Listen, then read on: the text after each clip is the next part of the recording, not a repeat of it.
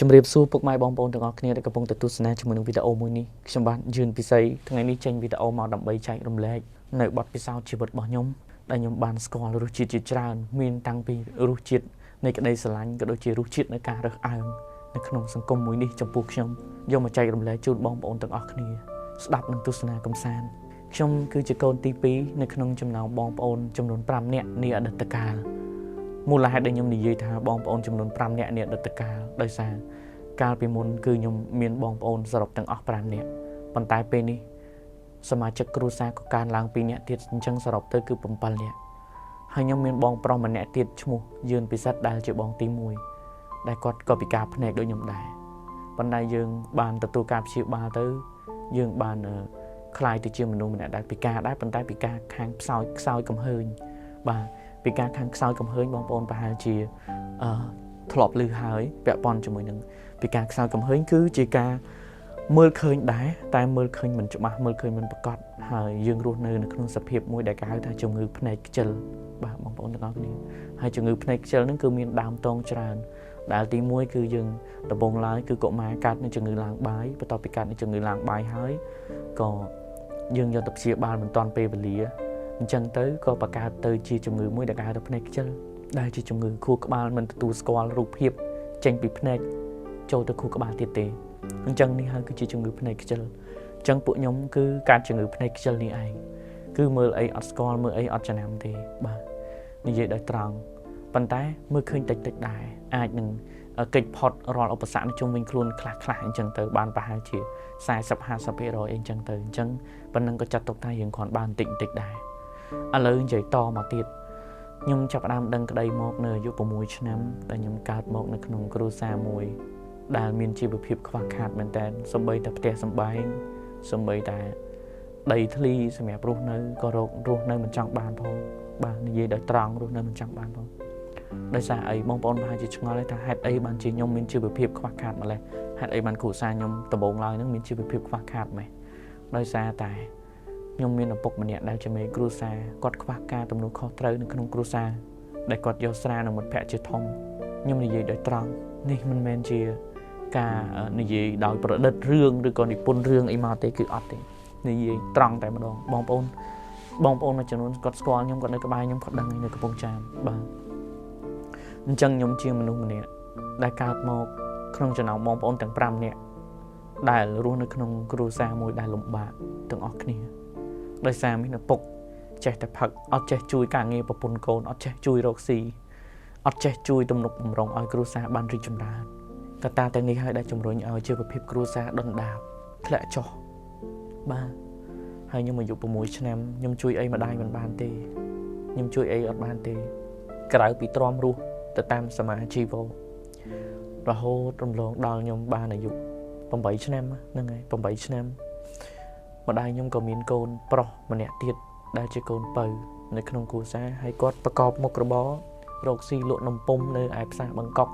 គាត់កិនម្សៅខ្លួនឯងអីខ្លួនឯងទាំងអស់លាយមេនំពុម្ពអីខ្លួនឯងទាំងអស់គាត់កិនតាំងពីគាត់ពោះធំរហូតដល់គាត់សរសៃខ្ចីកើតកូនមកហើយក៏គាត់នៅតែកិនម្សៅដើម្បីលាយមេនំពុម្ពលក់នៅឯផ្សារបង្កក់ដដែលដែលធ្វើឲ្យគាត់ចាប់ផ្ដើមគេហៅថាមកនិយាយនេះគឺសរសៃតសូងគាត់អីគឺងាយនឹងចុកងាយនឹងឈឺបងប្អូនដោយសារគាត់នឿយច្រើនពេកអញ្ចឹង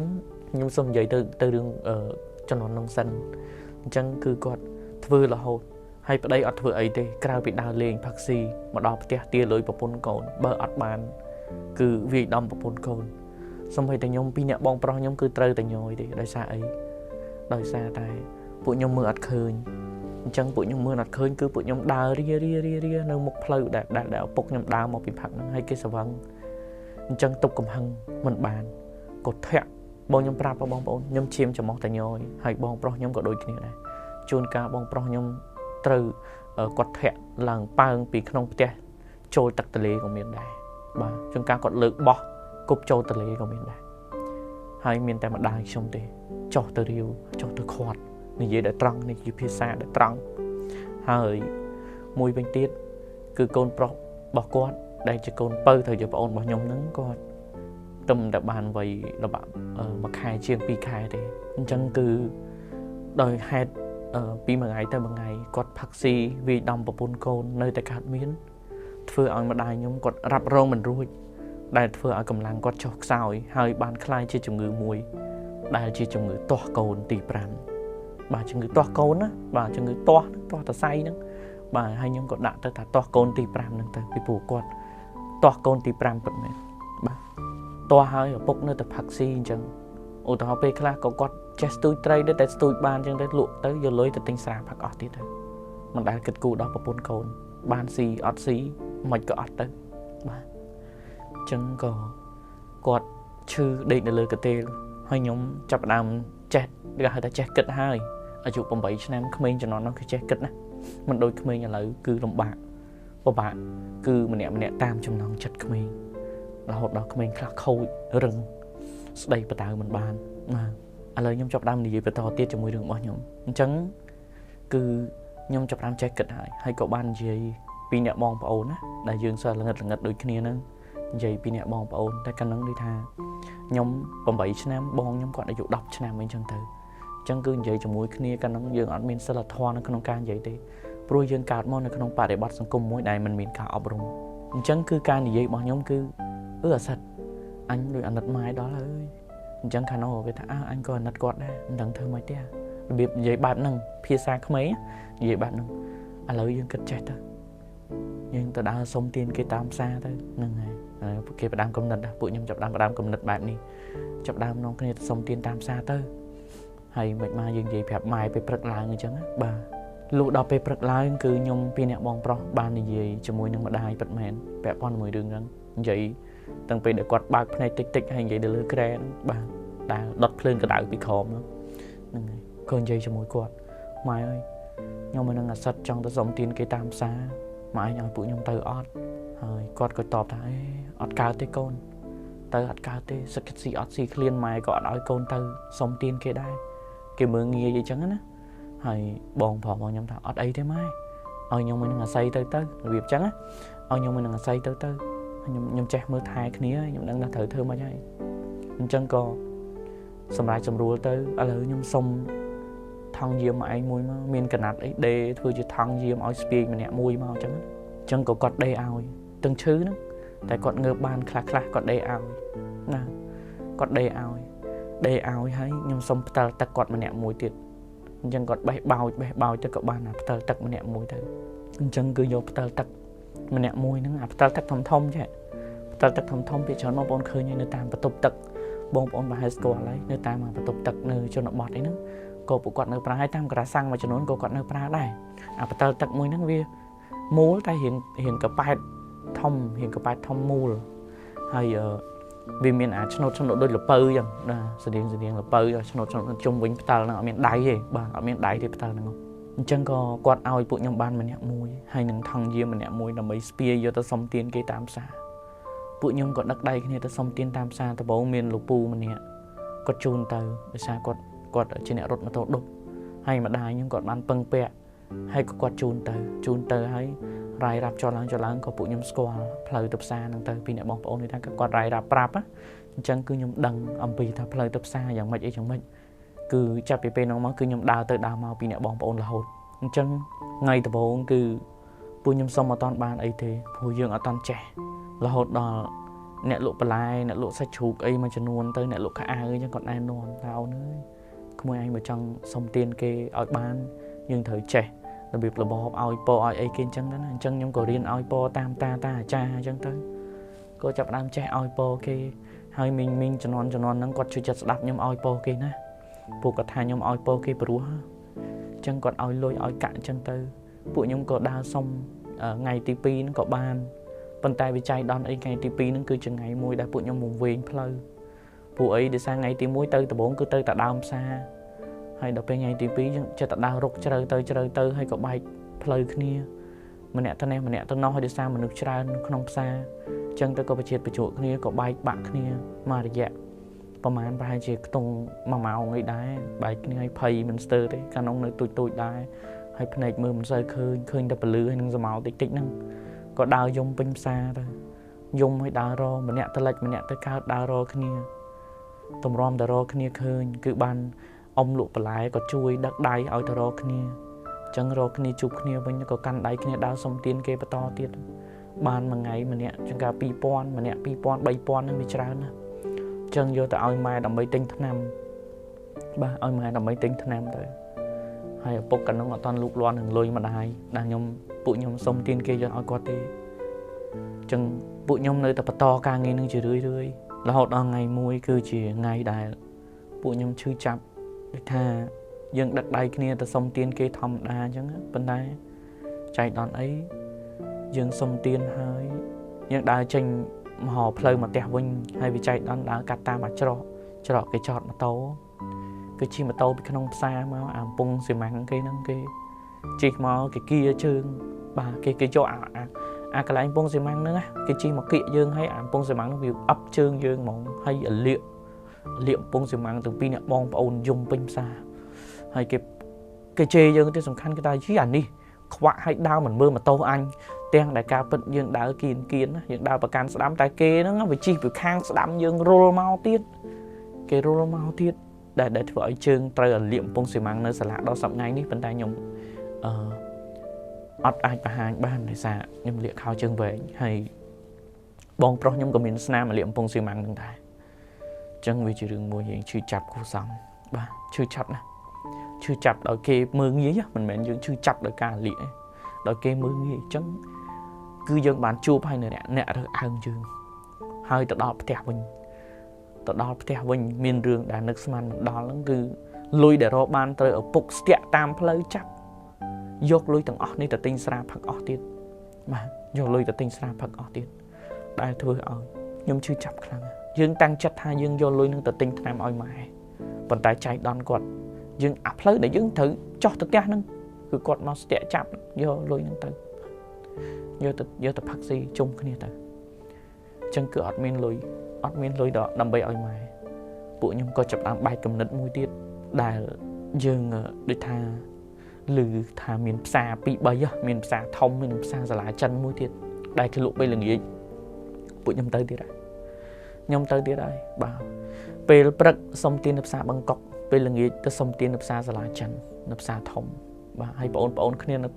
tôi là hòn cái này thấy cả mà chẳng bụi nhung bật to ca xong tiền bao nhung chỉ rưỡi nó tam xa chẳng tới còn là thà vậy để dương chưa chăm cư nó về để dương xong ban chẳng tới ngày khla có ban tinh tham oi mai ngày khla có ban tinh từ bục lùi vô rồi có sẹo vô từ phật si chẳng tới thưa oi mà cái hai ta chưa chăm mình tên nó chỉ bật mũi đi hai bị khla tới còn phật si giờ vâng ấy còn bảo đó tia còn khăn côn còn chắp bao chắp bò nè từ lẽ trôi tật đấy chẳng tới ở trên hai tắc thì bạn lại chất khang khá tới ban mai khá tới chui riêu rồi hay ngày mùi để nhóm chưa chạp trên cái nó bê để nhóm ban một bị sống tiền kê vinh nập xa là chân ní có bông chàm ní mà đó là rùm bưng do bà lại khá do sạch khá đà dương rô ban để dương sông ban do màu đầm bầy ở oi mà đai thường mà hộp chân nhóm sông gì bỏ cái ràng tích bẹp con mười đường bà lại sạch hai đây bạn dương ban đôi xa tại bà lại sạch nâng cư bụi nhóm so nâng bê để nhóm chọc xong tiền kê mà nhóm kịch thang nhóm mà tê hơi nhóm chộp hơi nhóm có bà to tần hơi tới cả lại lụa bà lại tới cả lại lụa sạch chụp lụa sạch cô từ nâng cư sập bẹp mà điểm đọc xong khi mình nhóm xong sạch cô tí mà giờ ai mà đại thường mà hộp nó tê hộp ông ơi nhóm xong bà lại tỉnh tôi mà xong tray tỉnh tôi từ ấy có xong sạch chụp anh tỉnh tôi cho kia có cặp cái tích để nó so lên có bỏ màu ao ấy đó càng này tích nó tích chẳng tới cậu ban mà là một mà hâu màประมาณ nè mà là một mà hâu đai mình đừng lại bên mà thằng nó mình đừng lại mình đừng tray sạch ấy lia châu kia thôi chân giờ tới cứ sẵn hay giờ tới thơ mà hâu tới mày có chơi tật phơi tới ngược rồi sơ rồi đây ta chơi tật phơi thôi phơi linh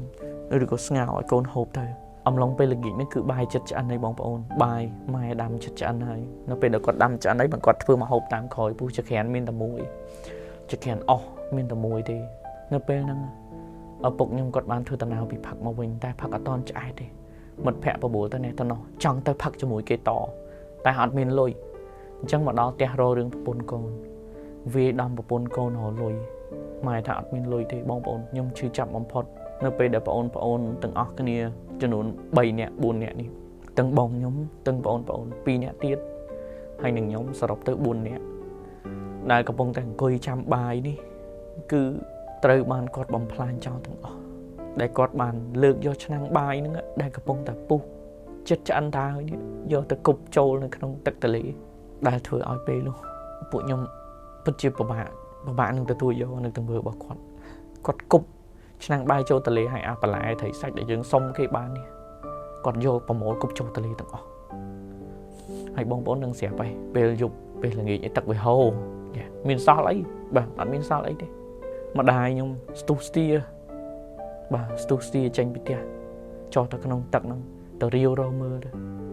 có khứ nhà năng bài nè nó không tờ lệ đó còn là thả áo bài vì nó trai tỉnh tôi tê co nữa vì nó trai tỉnh tôi tê có vô màu ngông thơ mày ở chăn hay có bộ bùa con hộp bài cho mọi người giúp năng sĩ bài cho mọi người bông bông bài cho mọi người tại vì chẳng anh nha xong rạp ru chít cho vật nhạc có đó đôi bụi nhầm chẳng anh hành côi mơ lục khai hộp bài thôi côi song lục khai con trai xong trong này lục khai con trai xong mà hộp chẳng anh mình đáy có mà hộp chẳng anh xong cái bán này bán hộp thiệt để sao mình bộc đại năng anh tại mình phải căn khăn có thể bộc có chiều bộc ta hơi lúc đó về bật lang bắt đầu bị rừng ra chú chặt mình đi bàn bị chọc tới coi nhung tới xong tiên kế tiệt đôi thòng đàวันไหนใจđón ấy đón lư sầm lên rồi vô đà cha có đáp bò đầm miên cái lái lụa đầu nữa chỉ bị xe lụa dây lụa tập bài có đáp bò đầm miên về bật nó không có chịu chân thôi có tới Steve Al là vô bạc quạt nó trong bàn bùa lư này chất khang cái đáp đái nó miền này chất khang bài tè nó có cái đáp miền chấm riêng bùa nó trong trẻ riêng trong anh chân tới có từng Steve và có thằng chẳng anh trong bàn men quạt nó sao là vô cha môi tiết nơi tè ha quạt sao này giá thà sai quạt vô mà ao men sai lang lục gì lụa tập hai quạt bàn vô mà ao bật men quạt bàn vô còn đặt vô tôi mùi Sony thì 500 bạn hay còn vô mà ao hay bụi nhung có bạn pin đã bong bao nó vô mà chơi kia là cả năng vừa vô nó hiện ra tích ra sầm lên tích vô mà chơi kia là rôn cả vì nó chạy đón chơi kia thức đá lư sầm lên lo vinh có vô mà pin đã bong bao nó riêng cho mình giờ đấy rồi bỏ một trụ là đài miền bắc cho riêng có đạp là hô có trẻ riêng nó tam nó cái nó kia là 7 bot camera giờ đấy môn là bởi bọt ở khමිនថ្លៃគ្មានថ្ងៃរស់ល្បីបត់$5,000អីអញ្ចឹងក៏រៀនតាមនឹងរៀនច្រៀងហើយក៏ចេះចុះយើងរៀនច្រៀងមិនដែលចប់មកបត់ទេរៀនច្រៀងបត់នេះមកកណាត់អីចឹងទៅឬក៏យើងសេរីប៉ះចំអានេះមកកណាត់ទៅរៀនតទៅចំមនុស្សពីដើមបត់ទៅរៀនតពីដើមបត់អានេះកដាលរៀនតពីកដាលរៀនសំគ្នារហូតនឹងរត់យោពេលខ្លះគេចាក់គេមានចាំយើងទេតែគេទៅហើយយើងសេរីតន់យើងសេរីបោះណាមិនតន់ក៏តាមនឹងទៅcó riêng riêng bà đá có xong tiên kê bà đá riêng bà đá xong tiên kê bà đá là hột đó nhưng trẻ bọt mà chẳng luôn có vô tới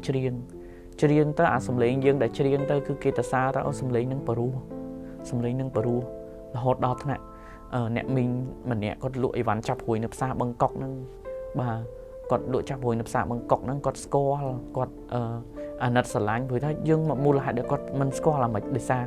bởi từ các bài tôm còn là hột nâng chun ca tới mình đáp ra vô tới có quạt ao trường ao đáp quạt vô thu sạp quạt thu sạp xử lý ăn chích bơ tay cái thọt sầm lấy bán á nô kia cái thọt sầm lấy bán quạt vô mà thọt xử lý ao dương căn là mấy đạo chật mọt ở dương riêng nó có chắp aram đôi kia nâng bông bông nó just đáp ai là thu sạp cây nâng hay quạt khơi dương nâng miền design khơi dương nâng miền đồng có quạt bàn ngày mùi quạt bàn tẹt tông có tháng mùi anh trong đang tu ót nhưng có bạn chào theo trong nhưng trong lắng á nhưng trong lắng á tu nó ấy kê xù nôm quạt đến từ có quạt ta tu nó cứ ở chỉ ở cái ta nè tam té hai cái miên mơ quạt bị vô dương sọc lúc bài giang là nó vì chơi hay mơ khơi đo sọc khéo đó lấy đến từ có nhung sờ bài chặt nhưng ta trong y nhưng trong con quạt sờ bé lẫn nhau đại con y chui trong phong ở trong từ hay có thà ấy trong quạt tẹt tông tầm pẹ quạt ao phù một pẹ quạt phơi cá nó positive ăn chẳng nhung hay nâng quạt có slack này tầm nâng đào xong tiền kê bà to hay có tranh cho tẹt đôi thầm ở đà bà lúc ngày mùi tiết ban châu mà đo cứ chỉ ngày để nhung chưa chập đòi bên nông xong tiền kê ọt bàn lùi thì đôi màu băng chàng bắt នៅផ្សារក៏អត់សូវមានមនុស្សបាទហើយពេលវេលានោះជាពេលមួយដែលជូរចត់សម្រាប់ជីវិតរបស់ខ្ញុំហើយនឹងបងប្រុសរបស់ខ្ញុំគឺអត់មានបានអីទេហើយម៉ែក៏គាត់មើលនៅក្នុងធុងអង្គទៅប្រម៉ែប្រមូលបានអង្គមកក្តាប់ពេលល្ងាចទៀតបានអង្គមកក្តាប់យកមកទុកបបរចែកគ្នាហូបហើយចៃដន្យអីឪពុកខ្ញុំថ្ងៃនោះគឺគាត់ខុសប្លែកពីធម្មតាគាត់អត់ទៅហូបស្រានឹងគេទេអ្នកណាហៅថ្ងៃនោះក៏គាត់អត់ទៅដែរគឺគាត់នៅផ្ទះហើយស្លូតគាត់នៅពេលដែលគាត់ស្វាងស្រាគឺគាត់ស្លូតគាត់ស្រួលនិយាយគ្នាបាទណាស់តែពេលគាត់សវឹងឯងគឺខ្លាយទៅជាមនុស្សម្នាក់ដែលថ្មីដូចគេឲ្យឈ្មោះថាទឹកបដូរនិស័យអញ្ចឹងដូចគ្នាអញ្ចឹងពេលនោះគឺជាពេលវេលាមួយដែលជូរចត់សម្រាប់ពួកខ្ញុំគឺបបរមកក្តាប់ដាក់ទឹកច្រើនគួរសមហូបគ្នា5នាក់ថា5នាក់ចុះព្រោះកូនទី5គឺគាត់អត់តន់គ្រប់អាយុនឹងហូបទេប៉ុន្តែគឺយកទឹកបបរហើយជាត់ខ្លះទៅយកទៅកិនជាទឹកបបរដើម្បីដាក់ស្ករតិចតិចទៅមានអំបិលឡែមទៅឲ្យគាត់ហូបញ៉ាំមុំជាមួយនឹងអាដបទឹកដោះគោហ្នឹងតាហ្នឹងហើយនៅពេលដែលដាំបបរឆ្អិនអាចកៀងប្រេងកាតហ្នឹងក៏វាអស់ប្រេងទៀតវាអស់អាលីងហ្មងអញ្ចឹងអត់មានសល់អីទេគាត់យកបិជើងផ្ទាត់ដែលគាត់ពាក់រាល់ថ្ងៃហ្នឹងហើយពួកខ្ញុំអត់មានបិជើងពាក់ទេខ្ញុំនិយាយត្រង់បិជើងផ្ទាត់ដែលគាត់ពាក់រាល់ថ្ងៃហ្នឹងគឺគាត់យកមកកាត់ជាចម្រៀកឲ្យគាត់ដុតដើម្បីបំភ្លឺឲ្យកូនហូបបបរហើយភ្លើងវាឆេះខ្លាំងទៀតឆេះផ្ទុះអាចជាប់ការភ្លើងលាយគ្នាសម្រាមតិចតួចទៅដុតទៅហ្នឹងហើយដុតភ្លើងនឹងឆេះចឹងទៅហូបចឹងហូបបដាអាសម្រាមហ្នឹងវាឆេះទៅវាជើងផ្ទាត់ទៅវាឆេះក៏ឆ្ងៀមទៅក៏យើងហូបដូចខ្លែមកក្លិនឆ្ងៀមហ្នឹងម្នាក់មួយចានចឹងទៅហូបហើយពីអ្នកគាត់អត់ហូបទេអង្គុយមើលកូនហើយឪពុកគាត់បាននិយាយគាត់សង្វេគខ្លួនឯងណាសំណោះខ្លួនឯងណាមិនគួរណាដល់ផ្លូវមួយដែលបកក្រោយមិនកើតជាផ្លូវមួយដែលបកក្រោយមិនកើតហេតុអីមកខ្ញុំនិយាយថាជាផ្លូវមួយដែលបកក្រោយមិនកើតព្រោះគាត់ផឹកឡើងដោះមេទៅហើយអញ្ចឹងគាត់បាននិយាយគាត់សង្វេគខ្លួនឯងសង្វេគកូនណាមិនគួរណាកូនល្ងិតអញ្ចឹងសោះបើគាត់អាចដូរកែវភ្នែកបានគាត់ចង់ដូរឲ្យកូនទាំងអស់គ្នាអញ្ចឹងណាហើយក៏ម្ដាយក៏យំក៏ទុកចិត្តនឹងពាក្យសម្ដីប្តីនិយាយទុនពេកថ្ងៃនោះផ្អែមល្ហែមពេកមានប្រភ្នូលហើយពេលនោះគឺគាត់សួរនាំច្រើនគាត់និយាយច្រើនខុសពីធម្មតារហូតដល់ពេលស្អែកឡើងគឺជាពេលវេលាមួយដែលរឿងជូរចត់នឹងបានចូលមកដល់រឿងឈឺចាប់បំផុតនឹងបានចូលមកដល់គឺជាថ្ងៃហ្នឹងគឺព្រឹកឡើងគាត់មានប្រភ្នូលត្រីនឹងធំត្រីមាត់ត្រីធំរបៀបចឹងគេនិយាយនៅតាមទន្លេគេថាមាត់ត្រីធំមាត់ត្រីនៅក្នុងទឹកដែលវាហក់មកវាធំរបៀបចឹងឯងអញ្ចឹងគាត់ឃើញអញ្ចឹងគាត់ដើរទិញតាំងតាមស្ពានហ្នឹងគាត់យកស្នមួយយកទៅចាក់ប៉ុន្តែចៃដន្យអីអាស្ពានហ្នឹងវាមានស្លែក៏ល្អិលអកូតនៅហ្នឹងទៅរហូតដល់ពេលយប់ឡើងគឺចាប់ផ្ដើមប្លែកទៀតដែលមិត្តភ័ក្តិហៅទៅផឹកលើកនេះទៅផឹកវិញបាទទៅផឹកវិញប៉ុន្តែចៃដន្យអាក្រក់បានចូលមកដល់នៅពេលហ្នឹងគឺម៉ែខ្ញុំមានមី2កញ្ចប់គាត់យកឆាដើម្បីឲ្យកូនហូបបាយជាមួយមីឆាហ្នឹងទៅមីឆា2កញ្ចប់ហូបគ្នា4នាក់អីចឹងទៅណាហូបគ្នា5នាក់ព្រោះម្ដាយក៏ហូបដែរម្ដាយក៏ហូបឪពុកក៏ហូបអញ្ចឹងវា5 6នាក់ទៅហើយមីឆា2កញ្ចប់បាយហូបជាមួយនឹងគ្នា6នាក់បាទនិយាយទៅត្រង់ទឹកក្រូចមួយកំប៉ុងហូបគ្នា5នាក់ពួកខ្ញុំជីវិតបែបនេះគឺខ្ញុំឆ្លងកាត់ណាអញ្ចឹងខ្ញុំដឹងណាហើយនៅពេលនោះគឺម៉ែបានប្រើខ្ញុំឲ្យទៅហៅពុកឲ្យទៅហៅគាត់ឲ្យទៅហៅថាទៅហៅឪឯងមកស៊ីបាយចុះអ្នកក្រយើងនិយាយតែប៉ុណ្្នឹងហើយក៏ខ្ញុំក៏បានទៅហៅខ្ញុំទៅហៅថាប៉ាមកជាមួយខ្ញុំព្រោះខ្ញុំត្រឡប់ហៅប៉ាតែយើងក្រទេតែឮគេហៅប៉ាយើងហៅតាមគេបាទហៅតាមគេប៉ាទៅហូបបាយម៉ែហៅទៅហូបបាយអញដឹងហើយអញទៅលើហើយហ្នឹងហើយដល់ពេលរួចទៅគាត់ដើរចេញមកខ្ញុំក៏និយាយថាប៉ាឲ្យខ្ញុំជួយអីមិនបាច់ទេហើយកុំចេះដឹងរឿងអញទៅថយឆ្ងាយពីអញដល់ពេលខ្ញុំក៏បាត់ប៉ាខ្ញុំក៏ដើរទៅផ្ទះបាត់ទៅម៉ែក៏សួរថាម៉េចហើយខ្ញុំថាអត់អីទេគាត់មកហើយមកតាមក្រោយហើយបាត់ឡើងមកសតុធំរហូតដល់មានអ្នកដែលគាត់រាយមកនៅតាមទន្លេហ្នឹងគាត់ប្រទះឃើញគាត់ថាចៃអើយប្តីចៃឯងលងទឹកស្លាប់ហើយនោះលងទឹកស្លាប់ហើយទៅជួយគ្នាហើយពេលនោះគឺម៉ែខ្ញុំគាត់ទុកចិត្តអត់បានទេគាត់ដាក់មីឆាចោលនៅលើចក្រានហើយមានបានបិទភ្លើងឯណានៅចក្រាននៅឆេះភ្លើងរឹមហើយ ក៏ខ្លោចអាមីឆាហ្នឹងហើយបងប្អូនទាំងអស់ព្រមទាំងខ្ញុំទាំងអត់បានហូបទេហើយខ្ញុំហើយនឹងបងប្អូននឹងនៅរងចាំគាត់ត្រឡប់មកវិញហើយអាមីនឹងខ្លោចអស់លីងហើយគាត់ទៅដល់នោះគាត់យំយែកគាត់សំណោះប្តីគាត់ទះកាភ្លៀងប្តីផងអីផងអត់ងើបហើយក៏គេលើកប្តីបាទគេលើកពុកខ្ញុំនឹងយកមកដាក់នៅក្នុងផ្ទះនឹងមានណាកូនបាយក៏អត់បានហូបឪពុកក៏ស្លាប់ចោលក៏យំហឺហ្នឹងដេកទាំងអែលពោះហ្នឹងទៅអាបាយនឹងសល់ប្អូនចោលអត់មានអារម្មណ៍ស៊ីទាំងអស់គ្នាចឹងវាជារឿងដែលជូរចត់ណាវាជារឿងដែលជូរចត់ណាដែលមុនពេលដែលគាត់ត្រូវទៅហ្នឹងគឺមានប្រផ្នូលដែលជូរចត់ណាគឺបបមកក្តាប់ហូបគ្នា4-5 នាក់តែគាត់មិនហូបទេគាត់អង្គុយមើលយើងហូបគាត់ដុតភ្លើងឲ្យយើងភ្លឺរឿងរ៉ាវនេះវាជូរចត់ខ្ញុំពិតជាសោកស្ដាយមនុស្សជុំវិញខ្លួនបើទោះបីជាគាត់ជាឪពុកគាត់កាចប៉ុន្តែគាត់នៅមានចិត្តស្រឡាញ់កូនដូចគ្នាគាត់ថាពេលស្វឹងគឺយើងបជាអត់បានបាទបជាអត់បាននៅបញ្ហាហើយបន្តមកទៀតក៏គាត់ស្លាប់ទៅអត់មានមេក្រូអត់មានអីទេគឺបានតាជួយសូត្រមន្តឲ្យទៅក៏ដឹកណាយកទៅកប់នៅវត្តបលាំងនឹងវត្តបលាំងកំពង់ចាមរដីព្រៃណាមួយកប់ទៅក៏កប់គាត់បានទៅបាទហើយនៅក្នុងអំឡុងពេលហ្នឹងគឺមករយៈក្រោយមកទៀតក៏ពួកខ្ញុំនៅតែដើរសុំទានគេព្រោះអីឪពុកស្លាប់បាត់ហើយម្ដាយក៏អត់តបានធូរស្រាលមកដែរគាត់ថាអាចងើបបានអាចធ្វើអីបានខ្លះហើយអញ្ចឹងក៏ដើរសុំទានគេតាមផ្សារបន្តទៀតដើម្បីយកលុយទៅឲ្យម្ដាយអញ្ចឹងណាបាទហើយគាត់ចង្ការទៅគាត់ដើរទៅស៊ីឈ្នួលកាត់ក្បាលត្រីឲ្យគេគាត់ដើរស៊ីឈ្នួលទៅនេះទៅនោះណាតាមនឹងទៅបោកកៅអៅបោកអីឲ្យគេអញ្ចឹងទៅគាត់ធ្លាប់មានប្រវត្តិអញ្ចឹងដូចគ្នាហើយពួកខ្ញុំនេះកំសត់កំរណាសុំបានបន្តិចហ្នឹងហើយក៏ចាប់ដើមរកលុយបានមួយចំនួនទៅក៏សុំគាត់បានបាន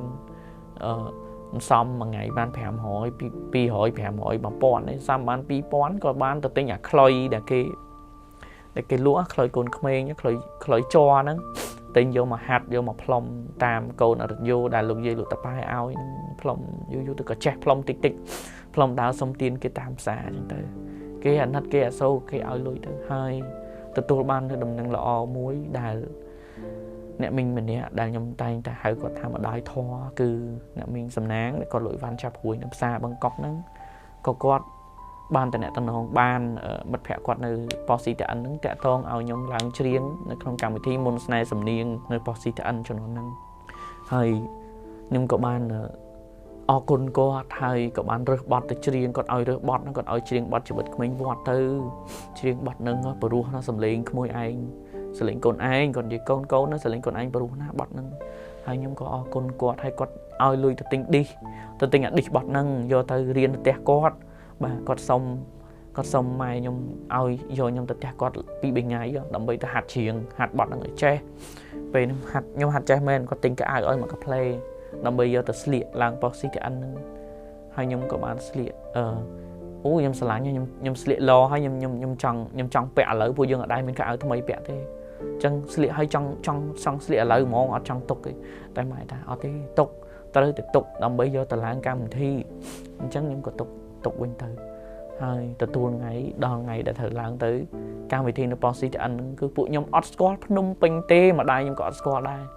តែដើរសួរគេទៅសួរនេះសួរនោះទៅគេថានោះប៉ុស្តិ៍ហ្នឹងនៅនេះនៅនោះក៏ទៅបានទៅមានគេជូន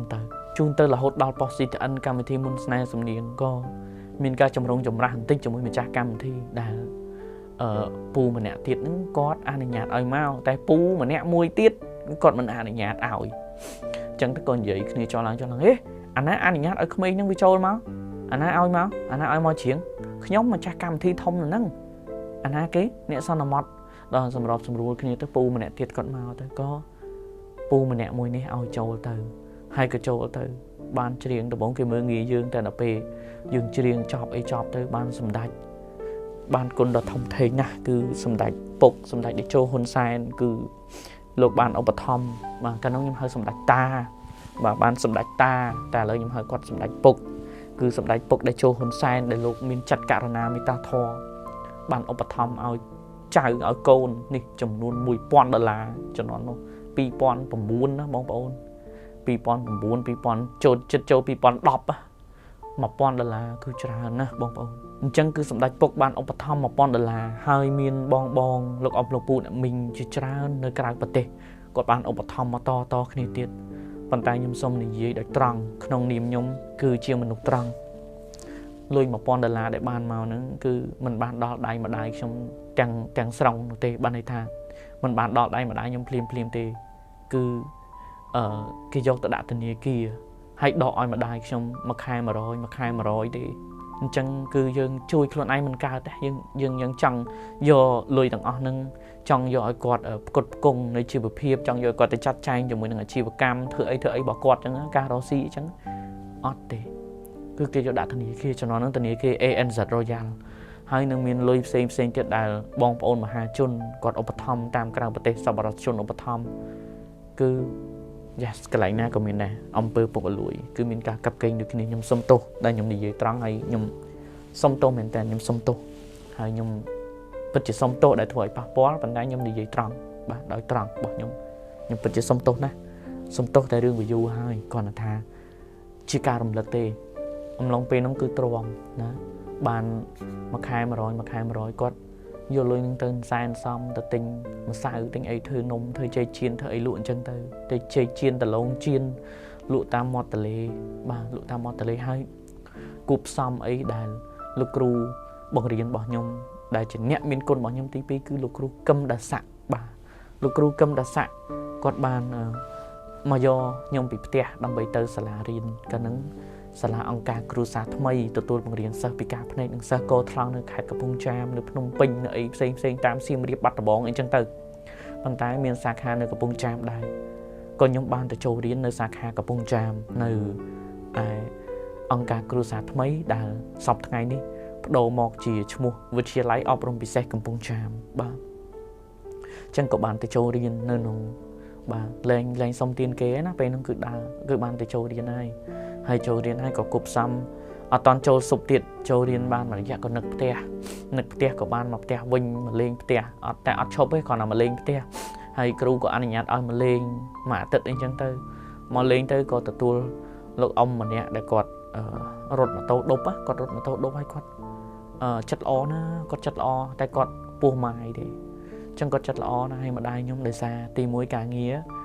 រដែលគាត់ធ្វើគឺវាធ្ងន់ហើយអត់មានមនុស្សប្រុសនៅជាមួយអញ្ចឹងទៅលំបាកអញ្ចឹងការងារធ្ងន់គឺលំបាកណាអញ្ចឹងគាត់រត់ស៊ីរត់ម៉ូតូដប់ដំបងឡើងនឹងហើយក៏សម្រេចចិត្តថាគាត់ក៏បាននិយាយជាមួយកូនថាគាត់ចង់បានគូសកលមួយទៀតហើយយើងក៏អនុញ្ញាតឲ្យគាត់យកពួកគាត់ការងារធ្ងន់យើងវាទូចក៏ធ្វើអត់កើតដែរអញ្ចឹងក៏អត់មានអីទៅបដិសេធដែរគឺឲ្យគាត់យកបាទឲ្យគាត់យកទៅហើយពួកខ្ញុំក៏ស្រឡាញ់គោរពគាត់ដែរព្រោះគាត់ចិត្តល្អអញ្ចឹងក៏សម្រេចចិត្តថាឲ្យគាត់យកបន្ទាប់ពីគាត់យកបានមួយរយៈទៅក៏បានចំណងដៃកូនមួយទៀតអីចឹងណាបាទកូនមួយទៀតដែលជាកូនទី6ហ្នឹងកូនទី6ហ្នឹងជាកូនរបស់ឪពុកក្រោយរបស់ខ្ញុំផ្ទាល់ហ្នឹងហើយម្ដាយតែមួយអញ្ចឹងជាបងប្អូនតែមួយដូចគ្នាអញ្ចឹងនៅពេលហ្នឹងគឺខ្ញុំចូលថ្នាក់ទី2ហើយខ្ញុំរៀនណាចូលថ្នាក់ទី2ហើយក៏លោកគ្រូកឹមដាស័កដែលជាលោកគ្រូបង្រៀនរបស់ខ្ញុំអ្នកមានគុណរបស់ខ្ញុំអ្នកតែងចម្រៀងឲ្យខ្ញុំច្រៀងល្បីដល់សប្តាហ៍ថ្ងៃហ្នឹងគឺគាត់សួរពីជីវប្រវត្តិរបស់ខ្ញុំគាត់សួរច្រើនណាស់តែក៏មិនទាន់ដឹងតែគាត់សួរហើយគាត់យកទៅណាទេប៉ុន្តែចៃដន្យគាត់សួរហើយគាត់តម្លាក់បទឲ្យហាត់ច្រៀងអញ្ចឹងទៅខ្ញុំក៏ថតចម្រៀងច្រៀងដាក់តាមឌីសកុមារណាកាលហ្នឹងឌីសកុមារគេមានចម្រៀងអង់គ្លេសផងខ្មែរផងចម្រៀងអប់រំកុមារអញ្ចឹងទៅក៏ច្រៀងហើយគាត់រៀបរាប់ពីជីវិតរបស់ខ្ញុំគាត់តែងពីជីវិតរបស់ខ្ញុំនេះជាបទជីវិតក្មេងកំសត់ហ្នឹងឲ្យខ្ញុំច្រៀងហ្នឹងក៏ខ្ញុំទទួលបានស្នាដៃធំពីគាត់ដែលគាត់និពន្ធឲ្យខ្ញុំច្រៀងបទជីវិតក្មេងកំសត់ហ្នឹងដាក់តាមឌីសហើយអត់តន់ល្បីទេព្រោះគេអត់សូវជួយចាត់មើលអត់សូវចូលចង់មើលហ្មងទេឌីសចម្រៀងកុមារគេជួយចាត់មើលតែចម្រៀងតាមផលិតកម្មតាមអីធំហ្នឹងហើយអញ្ចឹងទៅក៏កម្មវិធីមួយទៀតដែលប៉ុស CTN គាត់បានបង្កើតហ្នឹងគឺកម្មវិធី CTN ប៉ុសលេខ21បាទកម្មវិធី CTN ប៉ុសលេខ21ដែលបានបង្កើតហ្នឹងហើយហៅពួកខ្ញុំទៅសម្ភាសហៅគ្រូសាស្ត្រខ្ញុំទាំងមូលទៅសម្ភាសម្ដងទៀតហ្នឹងបានខ្ញុំលើកយកនៅបទចម្រៀងមួយបទហ្នឹងយកទៅច្រៀង bà lực do bắt chấm riêng cho vật không cầm sọt năng do tới riêng tới bàn cái chập làm score nhom tăng pin nông là hốt mà hay chập làm score là pe nhom lăng tu chuyện bắt chập vật không vót ní miền cái score tăng pin nông mò là hốt đó chập vật không cầm sọt ní phải aoไปcon gò hòmนึงก็miền cái score pin nông mò là hốt đóไปvề liền mùi tiệt đà ở bụng nhom chập đam Rosie lên từ mục và chập đam Rosie lên từ mục hay có chập bẹ cái chân từ hay đang xe phải bong bóng lùi mà bong để lá nhưng ta mà năm ấy nước oi vô mà khai bạc oi mà rồi chấn á bà chân có nó rùng lông là pi năm ấy nó nhầm cho nãy tivi vậy nè chân có Rosie lên từ mục hay có còn xong rồi chất lụa mà tàu đục để còn tục đục hỏi ngày nó còn lụa thôi hay lụa ban nó có tinh tu tinh ấy do mà tục rồi tray rồi vinh có rồi tray rồi vì chạy đòn ấy có rồi vì mà ngày tầm ngày bị banได้แต่ban mà lụa hay giờ lối son kia mà lụa hay giờ lối son kia chẳng á chẳng ắt cron tê châu thằng tị bay tị bốn ấy nhưng có sầm rải chặt xong lực hú ắt định nơi là tê phụ cắn nóng ăn cá thầm ở đa kia bền sắc ăn cá bị cá này những con thằng nữa cứ quạt bền sắc hái cứ quạt thở miền bay tắc cột cõi sắc hái ỏi sắc sầm rải nơi là nông từng óc nè tai nhóm ắt tê cứ nhóm xong quạt tránh hay nhóm xong lực hú đi dụ mỏng nhóm xong lực hú đi dụ tranh màu hái cứ nhóm chập đam bay cầm đợt mùi tiệt thái trong đào xong cái chuyện tam ruộng ca tam hang người chẳng bắt tay ruộng ca cái nó ở toàn đi đây nhóm ở toàn hiền này cứ nhóm chập đam kịch muốn cái đường hàng chẳng mà đào te bà mà đào te cứ chập đam từ bộ ngày thì mùi cứ oi mai chôn tới rồi mà tôi đục hái đục vô từ hàng đập bấy chuyện chẳng mà tôi đục cái chi ro hàng ao vậy hàng nam miền cái đạn cái đòn rèn cả xa lại chẳng có tới riêng xong cái từ bộ cái ở trong ao thì đang vò cái có cái ao riêng tới dục nông riêng mà hàng nó ở nhiều đi cho cô xăm đai bên đai bàn sờ đọc tới vì bàn đọc đi là đài đọc đi là cho nó pi pon đọc môi pi pon đọc pi đọc bấy cho nó đấy ba đọc đi chẳng mà hàng bàn đọc đi là chẳng tới còn thôi tận nào to tiết xua hàng cái tiết bùi nhưng mà hàng chuyện ban là một bó đấy chẳng thưa tận nào to tiết tới tam hang tới riêng tới ban lôi khá tiết tới cái dòng mập cột cung nó không chỉ bị hiệp rõ ngày từ du tới có khai tới chỉ tầm lọt môi đàn ao tới dục láng cứ đa chênh xong cái riêng tam hang rồi hốt pi chập đam từ bốn pi hang là hốt lang bay buôn pram của mỗi hang cứ đa ro hang là hốt trong cắt mọt nhau cả lại na tư mà chụp đặt dục là hốt đo mong đập pi ấy chân ban châu mà đo tép mình nè hay mà chụp chân cá đọc mơ đi chân tới chân cá phèm đọc mơ đi chân tới tục ở tầm nục bầm rong ai bảo từ riêng hay sao mà vô tục son kia tục ai quạt vô son kia từ năng ngày hay quạt thom ở đa quạt cháy quạt tròn ca mình cháy từนี้kia đối dương là lời nữa cháy đặc biệt cháy quạt tròn ca nè tam được tia nè đình tịnh nè nung tịnh nè tịnh một khối tịnh tới mà trông vơi trông nó mà tại sao phụ quạt cò chân cầm nứt Rosie cứ mình sơn miên đôi nè miên hay nè các bạn châu riêng tới cái miên cầm nứt Rosie ta phụ quạt chỉ nè cò còn miên bàn riêng chơi hay nè các nè tị buôn nè tị bay nè tị pi chân ta việc chẳng hết bạn chân cầm nứt Rosie quạt cứ miên ta cầm lạng bay hay nứng cả stu tray rốt mà tao đục ấy chân ta hay bắt tọt một tiết có một đò vẹn đại nhom châu đề bính cứ nhưng để mình làm tạo cái làng màu bị riêng với nhá để vụ mong đọc pí đang xẻ mấy món đọc pi cái lái chẳng bạn mà đo thế để lụa hơi vì ngợp lang kho là hốt mong ổn ngợp lang kho từ riêng ngợp lang trong cá mong pal cái lá bạn cho những cái làng này những được không mấy nhưng là chụp đọc bay năm đọc pi năm cái lá đọc bay năm nữa hay có bắt to bạp nâng hay cừu đây bắt to thầy dương từ riêng khó là hốt trong cá tơ vì này ao rốt trong vinh đòn trong chiết và màn chung trên cá tơ có vì này ao cho lời cả khiên hay bạc côn sa tha cầm vô cầm ru tam cầm vô trap tam ở chân tơ mình đã chạy đòn ngày mùi nhưng vì không ai kê ai đừng nã không ai kê ai ngày mùi đại chỉ vật nhung từ tuôn cái đây đồng phớp cứ chỉ ngay để nhóm ban chụp là khu tục thằng nào nhóm đại quạt ban do nhóm thôi chia cầm rú hay đạo pin này nhóm mấy việc xa tha cùng do cầm rú tam nữa cứ quạt ta hộp chọc nó cầm thi chụp liên một phe quạt anh chẳng nó hàng mà cái lại là nơi chlong spin kisona tới hay mình đạo cả đằng nữa coi nhóm tới riêng đo vẹn đã cho hàng bao đầy ở châu tới riêng ấy có đã từ đó xong riêng này nè playing su bật ấy riêng ở bật đặt vào pun từ rom nữa bật vào pun về ngày sau đây 3 về dục nữa còn là lăng từ riêng nó cứ quạt khơi quạt đau mà su cái thá xây trong con anh là nắng ấy cho dục đang chiến tam hang chẳng mình thà ba là khu nhưng mình tam hang nữa thế nhưng chọc bị hang nữa tôi nhưng tới hang xem tiền là khu hột đó dục bao mang pin đọc cái lạc của những bạn mất tiền nhưng xong tôi là khu phong này thôi là khu của bà hay nhưng mà tôi điền dư rồi ngay cái design chân tôi rõ môi đã đồng phơ bắt hình vậy đó đương nó xong bị từ nhóm mà lớn ní có chân tắc này cái liền lỗ vô biết đồng phơ xem đẹp nhóm đại quạt đăng bị nhóm hay rất là ăn quạt bàn từ đo xả lá với quạt hạ quạt lược do đương nhóm tôi vậy có thằng chụp mình quạt chụp nhóm nơiក្នុងhàng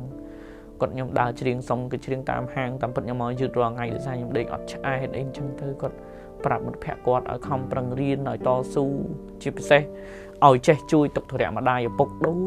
ยมได้ช่วยมาได้ยมจังáแต่ขณะจังแบบยมออกกุนนะสำเร็จจะได้เร็วในขนมขนาดเชี่ยกำลังจัดนะได้ถั่วยังrất là miênกำลังจัดrất là miênอารมณ์ต่อสู้ตู้ใบจียังมือตะคังมุกมันคืนเนี่ยเพลย์ได้ยังมือviệc saoก็ได้แต่เนยแต่เติมมุกบ่เนยแต่เติมมุกต่อให้ปอนกับบ้านโจเทียนขลักได้หายโดยสาการได้ยมส่งคือจะเดินตามห้างนั่งไอ้บ่าจังประตอบปีนังเมายมโจดอกธนาตีบุญตีปรามตีบุญจ้ะอายุดับบุญฉะนั้นจิตโจดับแผลไหมบ่าปีปอนดับบุญนะบ่าก็มีคอนเสิร์ตมวยคอนเสิร์ตนั่งกอดบานประกวดประแจงมุนไปเดลังเชียงคือธรรมดาตามคอนเสิร์ตนั่นเป็นมุนไปเดลังเชียงคือkhi bên cạnh thi lên game này đang chơi bự chương này na hay từ ban cả control hold sầm lính hold cho anh bị tụt này cái chỗ này nó mục trạng nó chèn ban tắc rồi mà kệ chân từ nhung của ban xong cái cục đó là cạo nhung từ 4 cái tháng nhung tu chứ vài chị ọt ban thì đang chốt bờ nhung ở chụp biết đập bay năm đập buôn năm mấy phân ra còn tha dương về nơi tu những thơ mày bà vừa dương hộp chọc khoa chi về chiết á chân dương tu chứ bà chẳng phải nâng cái vô cái khơi dương khai han có cái ao châu rùm chuyền từ ao lăng chuyền từ nhom có lăng chuyền nhom lăng chuyền còn nhom lăng chuyền ô preng vi cái hồ rêu bà tọm nhom chuyền là hồ đọt bọt nâng chật chọc mà bọt hay cái hồ hay bà tọm mà tiết chọc tới cho mình pu cho nó hay bong cho nó có chơi chặt nhau mà bà là bên chân tới có còn chặt đầy cái xua ta kháng chơi chặt đầy pana chẳng cái sông sầm lệ chặt đầy vì chơi vì đam máu mình đã bàn tụng bàn trăng tụng rồi chẳng có những bàn chọn những bàn tự rồi mà kẻ tao mà tiết lục pu mà nè quạt trên nè căn nơi cam vị thì mùi nắng nơi hàng cái bông chám quạt căn concert mùi nắng cứ quạt bàn nơi hàng hàng mía tiết đó bà chạy đó nó hàng mía tiết số bài chặt này nó hàng mía tiết cả nóng cháy hay just call ai chỉ tu ai mà just call lại bùa lá cái đã đại là ngày đần chân tới có quạt xu nóm dương có xu nóm tha ông chung kế hay nhom thay nhom bát nhom chung dương bị say pu nâng ngay ôn để sao này chuyện bru hả lời đi bong đó là cả cho phụ quạt này hiệp cầm thì gọi này gì pu đấy còn bong nhá bong đó cạo này anh lang chiêng nên không cầm thì lại to lắm chân nhà bong từ phèp thì co phèp ấy miền thì đẹp trong break mùi rồi mà ôn này chẳng á nhưng mà squat bị break nên sẽ khi và nãy còn dương chết tam khi đó ở anh công tân á là anh nâng hai chiêng ở bắt mấy nhá ở bắt mấy là anh chiêng đó anh nhóm có ba pu chân tới có đau pe và lý có thi co còn cả và thi co còn cảแต่vài triệu bong ôn nơi chạm ba này video mình nâng nhom đã nơi lơ video đây nhung phong giấy đó chân cứ video mình nâng này để nhom đăng chưa điện bạn ao preview cho xã xây này nó nâng cứ hăng miệt bàn đó là cả mình nâng ở nhom này và to mà tiết của bạn có ở bậc thang lôi đi chuyện đặt mơ hay nâng tắc rồi time bị lớn pi cái tiết sờ bãi chất trong ho bong ôn vô lôi nâng tự tiệt vô tắc rồi tự tiệt chạy bong ôn hô nâng này chạy bong ôn hô nhân tới rung lông đo pe là trong chất trong năm thằng tí buồn ní cứ vì bọn đọc buồn ní cứ khang hằng biết còn bàn bậc hạng cam vị trí Cambodia's Got Talent để có tính sật vì đọc thằng bị phụp lục màu hay nhóm có lang bờ lon đi kia đại bên nó cứ khang cam thì đã tàu mà lực hù mà nhóm lực hù sát bà còn tệ tông từ xu nom thà mình ở con sơn lực hù trong riêng ọt ấy trắng á trong bờ lon chiếng ọt ấy trắng đó có lực hù nhóm phèo tha chăm xua xanh chăm xua dọc bò xanh đó hay có xua mà nhom chân tới nhom có chơi thả bát nhom chọn là khu nhom chọn lang bờ lon hay có qua tài lệ lịch nhom ao tới khang krom ca nghĩa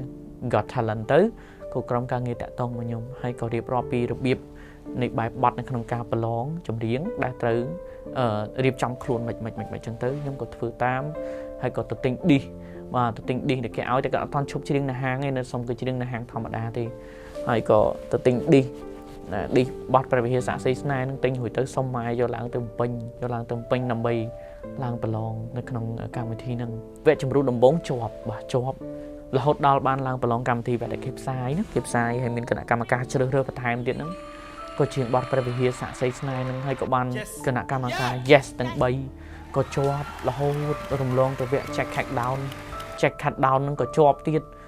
ទៅរហូតដល់វគ្គ Live Show ខ្ញុំច្រៀងបទកំពូលភ្នំស្រួយហើយច្រៀងទាំងភ័យចុះវគ្គ Live ផ្ទាល់ណាច្រៀងញ័រជើងហ្មងអត់ដឹងយ៉ាងម៉េចទៅដូចចាញ់បារមីមិនដឹងទៅញ័រជើងទៅត្រើតហើយច្រៀងទៅជ្រក់ទឹកមាត់ផងអីផងតែសំណាងល្អដែលគេអាណិតស្រឡាញ់ហើយគេសមត្ថភាពយើងគេថាច្រៀងព្រោះអញ្ចឹងគេក៏ vote ឲ្យឈ្នះបន្តទៀតរហូតដល់ខ្ញុំបានឡើងប្រឡងវគ្គចុងក្រោយគឺ Cambodia's Got Talent វគ្គផ្ដាច់ព្រាត់ខ្ញុំយកបាត់ជីវិតគ្មានកំសត់យកទៅច្រៀងក៏មានការគ្រប់គ្រងពេលនោះភ័យជ្រក់ទឹកមាត់ទៀតប៉ុន្តែសំណាងល្អដែលជាប់ទៀតអាចថាពេលនោះទឹកដោះម្ដាយថ្លៃដែរជាប់ទៅក៏បានក្រុមហ៊ុនហើយមានលោកកងត្រាជំនួយហើយក៏បានកងត្រាជំនួយហើយក៏គាត់បានបើកលុយមុនឲ្យ40លានរៀលស្មើនឹង$10,000ឪពុកម្ដាយខ្ញុំបើគិតពីសាច់ជាពាក់គេ$5,000-6,000បាទ$6,000បាត់ទៅហើយខ្ញុំសប្បាយអរណាស់ខ្ញុំក៏យកលុយទាំងអស់ហ្នឹងយកទៅជួយសងបំណុលពួកគាត់ហើយនឹងសល់ម៉ានឲ្យពុកទិញម៉ូតូមួយហើយធ្វើលមុខរបររស់ស៊ីខ្ញុំក៏ទិញអស់កណ្ដងមួយដើម្បីយកមកហាត់រៀនបន្ថែមដើម្បីទុកធ្វើជាមុខរបរតែថ្ងៃមុខទៀតអីអញ្ចឹងណាបាទហើយមូលហេតុអីដែលបងប្អូនគាត់អត់តន់យល់ថាប្រហែលជាគាត់សួរតែចុះលុយកាន់បាន100លានហេតុអីបាន40លានហើយខ្ញុំសូមបញ្ជាក់ថាគ្រប់ដំណាក់កាលគឺតែងតែមានគេមានកងត្រារបស់គេបាទគេមានកងត្រារបស់គេហើយលុយនេះគឺគេទុកនៅក្នុងកងត្រាហ្នឹងដើម្បីបើកឲ្យយើងជារៀងរាល់ខែតែបើយើងអត់ចង់បានជាខែយើងសូមបដូរជាឆ្នាំទៅអញ្ចឹងខ្ញុំដោយសារខែខ្ញុំបើកបានតិចពេកខ្ញុំក៏បដូរទៅជាឆ្នាំអញ្ចឹងក្នុងមួយឆ្នាំគឺបើកបាន1,500យកទុកគ្រាន់ឲ្យគាត់ជួយដោះទាល់ហើយទុកគាត់សងគេហ្នឹងបាទដោយសារឪពុកខ្ញុំជាពាក់គេច្រើនបាទសងគេផងអីផងទៅក៏សល់បានយើងផ្គត់ផ្គង់នៃជីវភាពគ្រួសារប៉ុន្តែវិច័យដនអីសងគេហើយនៅតែដនដាបទៀតរស់ស៊ីអីក៏ចេះតែមិនឡើងអញ្ចឹងទៅក៏មួយថ្ងៃសងគេអស់ហើយប៉ុន្តែដូចថារស់ស៊ីអត់ឡើងក៏ជាពាក់គេឡើងវិញរហូតដល់លក់ម៉ូតូលក់អីបងប្អូនជីវិតពួកខ្ញុំវាចេះវាកំសត់រហូតដល់ថ្នាក់ខ្ញុំក៏លះបង់ដែរទាំងទូរស័ព្ទប្រើក៏ខ្ញុំលះបង់ខ្ញុំលក់យកលុយឲ្យគាត់យកទៅរកស៊ីវិញយកទៅសងគេវិញខ្ញុំលក់អស់កណ្ដងរបស់ខ្ញុំយកលុយទៅឲ្យពួកគាត់ទី1សងគេទី2ផ្គត់ផ្គង់នៅកូនបានទៅរៀនទៅបងប្អូនបានទៅរៀនទៅអញ្ចឹងបាទរហូតដល់ថ្ងៃមួយបែកគំនិតទៀតចង់បែកគំនិតថាអូចង់ទៅសុំគេច្រៀងតាមហាងវិញទៀតតែអត់ទៅទេហើយពេលនោះមូលហេតុដែលបែកគំនិតដោយសារអត់មានឆាកឡើងច្រៀងទេមានដែរមួយបាទមួយនឹងចុងឆ្នាំដើមឆ្នាំហ្នឹងមានមួយអញ្ចឹងទៅហើយមូលហេតុគឺក្រុមហ៊ុនបាននិយាយដែរពាក់ព័ន្ធជាមួយនឹងមិនមែនក្រុមហ៊ុនមិនចង់ឲ្យម្ចាស់ជ័យលាភីឡើងច្រៀងទេតែមកពី sponsor គេមិនចង់បានយើង sponsor គេមិនចង់ជ្រើសរើសយើងគេក៏មិនមានសិទ្ធិនឹងសម្រេចនៅក្នុងការឲ្យតួឡើងច្រៀងដោយមិនមានការជ្រើសពី sponsor ដែរអញ្ចឹងមកខ្ញុំនិយាយថាចាសង្គមអើយកុំរើសអើងជនពិការទៀតអីជាពិសេសដូចខ្ញុំចង់រស់ដូចគេដូចឯងដែរហើយខ្ញុំអត់បានទៅសុំទេអត់បានលើកដៃសុំទេប៉ុន្តែខ្ញុំយកសមត្ថភាពខ្ញុំមកបដូរអញ្ចឹងខ្ញុំស្នើសុំថាកុំរើសអើងជនពិការអីហើយខ្ញុំពិតជាសុំទោសចំពោះលោកអ៊ំអគ្គនាយកហងមាសនិងទូរទស្សន៍ហងមាសមែនទែនដែលពេលនោះខ្ញុំទទួលស្គាល់ខ្លួនឯងថាពេលហ្នឹង COVID ខ្លាំងហើយខ្ញុំវាអត់រកអីក៏អត់បានហើយទទួលសម្ពាធផងអីផងក៏ខ្ញុំសម្រេចចិត្តថាតាក់តងទៅប៉ុន្តែអត់មានការឆ្លើយតបក៏ខ្ញុំសម្រេចចិត្តថា live ហើយខ្ញុំ live ហ្នឹងក៏ខ្ញុំលុបវិញទេប៉ុន្តែមានភ័យគេយកទៅផុសតដែលធ្វើឲ្យវីដេអូហ្នឹងល្បីផ្ទុះដល់ហងមាសហើយក៏ខ្ញុំបានទៅបញ្ចប់កងត្រាជាមួយគាត់ក៏បានបើកលុយនឹងមកចប់ដាច់សពគ្រប់អស់ទៅប៉ុន្តែខ្ញុំគាត់នៅចង់និយាយថាគេមានដំណាក់កាលរបស់គេហើយមូលហេតុដែលយើងអត់សូវមានឆាកច្រៀងដោយសារខាងម្ចាស់ sponsor ធំគេមិនត្រូវការយើងទេព្រោះយើង visitor កាយវិការយើង visitor នេះ visitor នោះអញ្ចឹង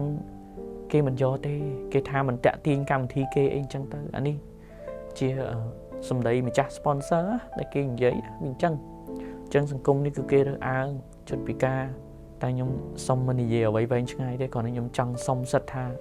ចង់សុំថាកុំរើសអើងជនពិការអីពួកគាត់ក៏មានបេះដូងខ្ញុំក៏មានបេះដូងចង់រស់ដូចគេដូចឯងដែរអញ្ចឹងកន្លែងណាក៏ដោយគេមិនដែលឲ្យតម្លៃអ្នកពិការខ្ពស់ជាងតម្លៃអ្នកភ្លឺទេ